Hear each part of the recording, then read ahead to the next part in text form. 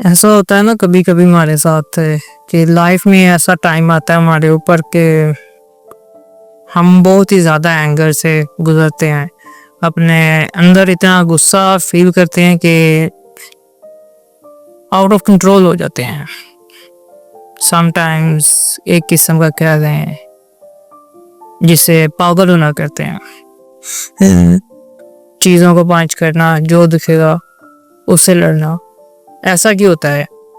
I mean मुझे याद है कि जब भी मुझे गुस्सा आता था तो मैं म्यूज़िक लगा लेता था और बाइक को फुल स्पीड से चलाता। And I don't care about anything. मुझे बस अपना गुस्सा, अपना एंगर, अपना एग्रेशन उससे जो है शांत करना। सो हम कैसे इस चीज़ से निजात पा सकते हैं? कैसे अपने गुस्से को काबू में कर सकते हैं?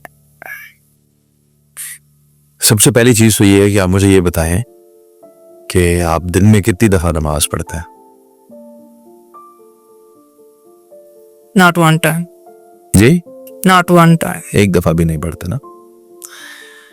गुस्से का ताल्लुक जो है ना वो ऐसे जज्बात से है, जाहिर है, जिनमें आप हर्ट होते हैं, सेंटिमेंट्स दुखते हैं। कोई गुस्सा आपको दिलाता है, ये अपनी वजह से तो नहीं आता ना। कोई या आपका फेलियर हो जाता है, कुछ होता है तो गुस्सा आता। अब वो आपकी आवाज के ऊपर तारी भी हो गया, अब आपका दिल भी कर रहा है कि मैं पंच करूं। तो गुस्से का निकलना जो है या गुस्से को पी जाना, ये दो चीजें हैं। या तो निकल गया तो आप ठंडे हो जाएंगे, पी गया तो आप ठंडे हो जाएंगे।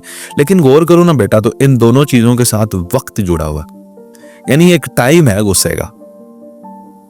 ये आर्जी होता है, आधा घंटा, 1 घंटा, 1 दिन। कितना बड़ा है गुस्सा आपका, उसे एक टाइम चाहिए, उस टाइम के अंदर वो बिल्कुल कंप्लीटली आपके, ये एक बायोलॉजिकल भी रिएक्शन है आपके जिस्म के अंदर। ऐसे हार्मोन्स रिलीज होते हैं जो आपको एंग्री करते हैं और फिर उनका टाइम भी होता है टू सेटल डाउन। अब सेटल डाउन हो जाता है। बड़े ही आसान से तरीके हैं आप गुस्से से निजात पा सकते हैं।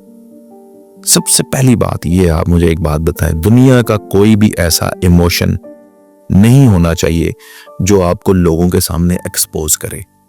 उस सूरत में जो आप है ही नहीं। गुस्से में आप वो हरकतें करते हैं जो आप है ही नहीं। नॉर्मल लाइफ में तेज बाइक चलाते हो नहीं। इस चीज की परवाह किए बगैर कि मैं जहां मर्जी ठोक जाऊं। नॉर्मल लाइफ में इतना जोर से म्यूजिक सुनते हो, नॉर्मल लाइफ में दीवार को मुक्के मारते हो? नहीं मारते ना बेटा।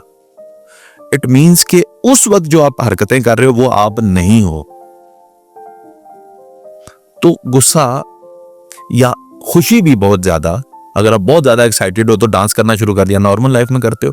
यानी कोई भी ऐसा इमोशन जो आपको वो काम करने पे मजबूर करे जो आप नहीं है, उस पे कंट्रोल मर्द का होना चाहिए। इसे कहते हैं आसाबी मजबूती, मजबूत आसाब का मालिक।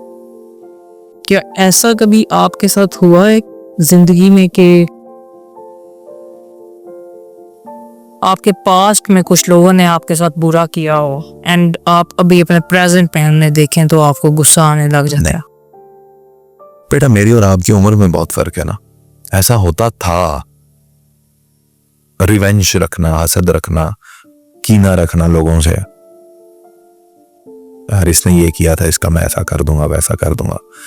आज इस वक्त आपके सामने बैठे हुए मैं दुनिया में एक भी शख्स से नाराज नहीं। जिसने मेरे साथ जितना भी बुरा किया हुआ है मैं उसके साथ बुरा नहीं करना चाहता। सबको माफ कर चुका हूं। जिनके साथ मैंने किया उनसे माफी मांगता।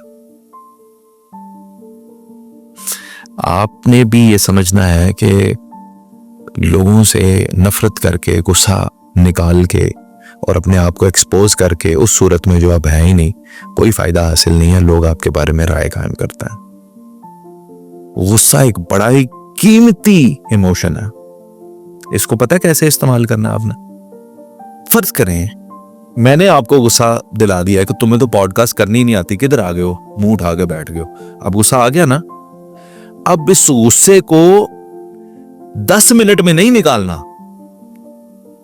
1 साल में निकालना, एनर्जी बनाना और इतनी अच्छी अच्छी पॉडकास्ट करना कि आसिफ जट को कामयाब पॉडकास्टर बन के दिखाना। तो तुम्हारी कामयाबी मेरा मुंह बंद कर देगी। तुम्हारा रिवेंज ये है कि तुम कामयाब बन जाना। आप क्या 2 मिनट में कर लेंगे? 2 मुक्के मार देंगे, मुझे गालियां दे लेंगे और गुस्सा ठंडा कर लेंगे। फिर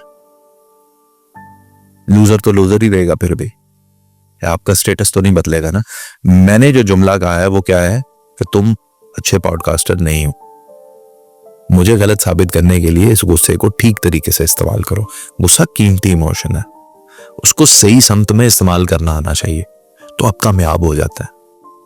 अगर आप उसी वक्त गुस्से का इजहार कर देते हैं और